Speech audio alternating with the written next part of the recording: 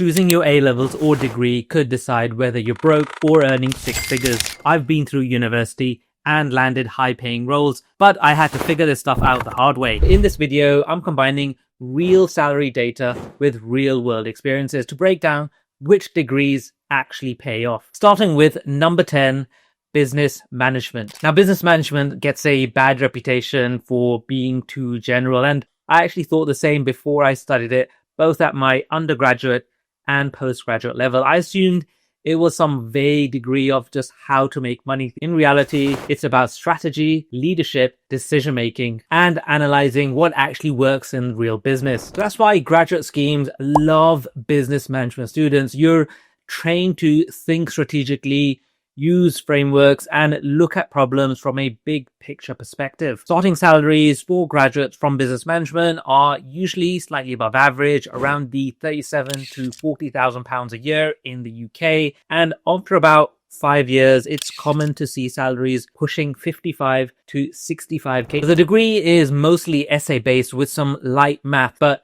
if numbers are more your strength, then the next degree on this list pays even more, and that's mathematics.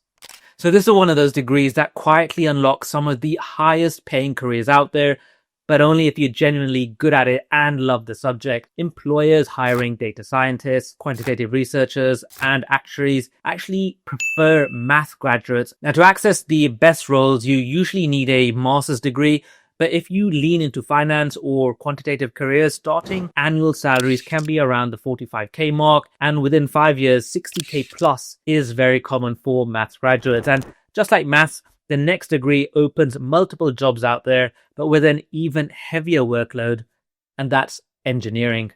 Now look, as a degree, engineering is hard. There's no way around it. Whether it's mechanical, electrical, or civil, the workload is intense. You got labs, projects, exams, and constant deadlines throughout the year. That difficulty is exactly why engineers stay in demand. Traditionally, engineers will go into areas such as aerospace, energy, or manufacturing, and after around 5 years, the salary will generally be sitting around the 60k mark.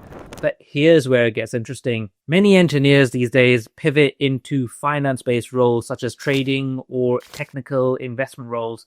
And if you follow that path, then the 5-year compensation can easily exceed over £150,000 a year. Now, the next degree on the list is very different. Fewer numbers, more creativity, but with serious barriers to entry, and that's architecture. Now, architecture is going to be the first example on this list where we look at some barriers to entry. To qualify, you need to complete both Part 1 and a Part 2, which means years of study, expensive funding, and long training periods. So not everyone who's capable of being an architect can actually afford to finish a degree, and that's what keeps the numbers of graduates so low.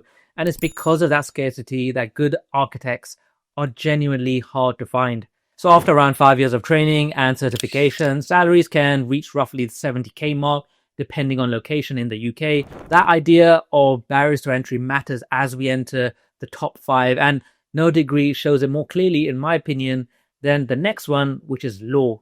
Now, law has some of the highest barriers to entry of any degree when it comes to jobs.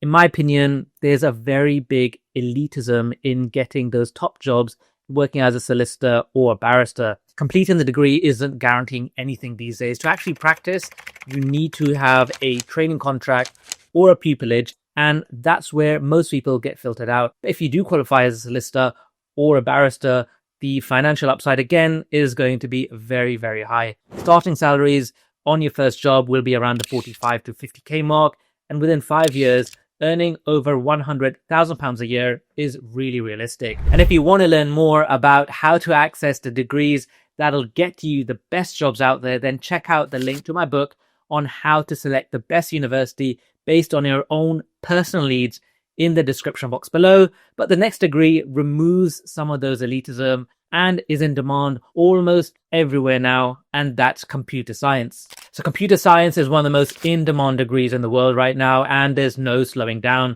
Skills in programming, algorithms, and systems directly power AI, automation, and efficiency, which is why companies are constantly competing for top graduates. So firms like Google, Meta, Amazon, Apple, Netflix, Nvidia drive salaries up because the impact of good computer science graduates is immediate. So a strong computer science graduate out there, when you're working for one of these top tech companies, can realistically be earning over £120,000 within the first 5 years. And as new technologies evolve, entirely new roles will be created, which keeps demand high for computer science students, as well as make sure that the pay that they receive after graduation keeps rising. Now, let's switch to a more traditional based degree, one with a very defined pipeline into elite finance, and that's an economics degree. Economics is interesting because it's not necessarily the degree itself which guarantees high pay, but it's more about that the students, they aim for the most highest paying jobs out there.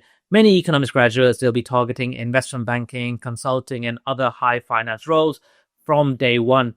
That self-selection drives the outcome out here. Starting salaries are well above the average here. 50k at a minimum is very common, with some roles pushing 80k straight out of university.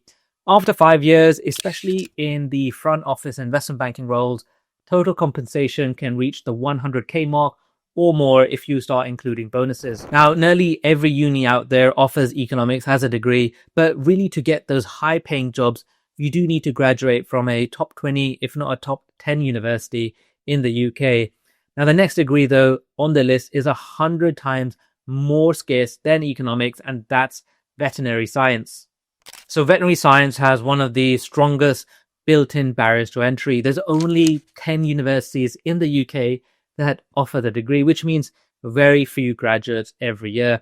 And that scarcity alone that drives the long-term earning potential. Now, the degree for veterinary science is very long, usually 5 to 6 years, intense, as well as very emotionally demanding. You're dealing with real responsibilities early on in the degree and not just working off theories. Starting salaries are going to be lower than what you expect for such a complicated degree, often around the 30 to 35k mark. But with experience, specializations, and progression in your career, 5-year salaries can exceed over £100,000 a year.